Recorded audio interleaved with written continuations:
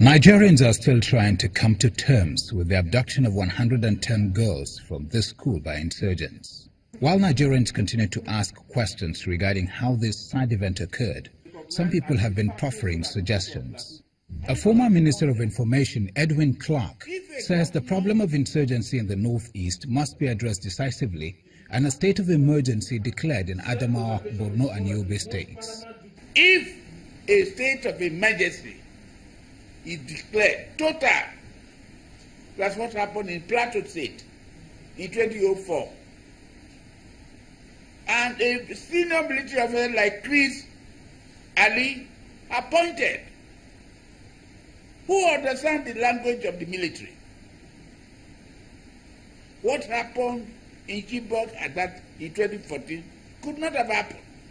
According to him, through a doctrine of necessity proclamation, a 6-month state of emergency can be put in place with a sole administrator. Even if there is nothing like removing the democratically elected government, adopt the doctrine of necessity, which has been applied all over the world. The nation first. Why can't we do the same thing? Create a conducive atmosphere and allow the military to stay there for the next 6 weeks. Everything will be broadcast.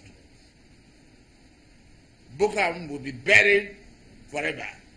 For the Primate of the Anglican Communion, a temporary suspension of boarding school system in the northeast is a step that must be considered. Since the authorities are not able to keep the children safe, it might just be better to allow them to come from home. He also appeals to Christians to return to the way of cross by upholding the tenets of Christianity.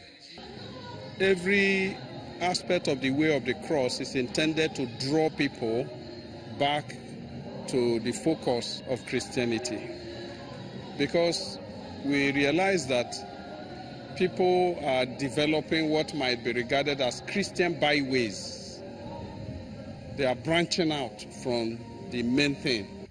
Although the Primate sympathizes with President Buhari over the unending cases of insurgency in the northeast, he calls for the overhauling of the nation's security system and the strategies being employed to combat the insurgents.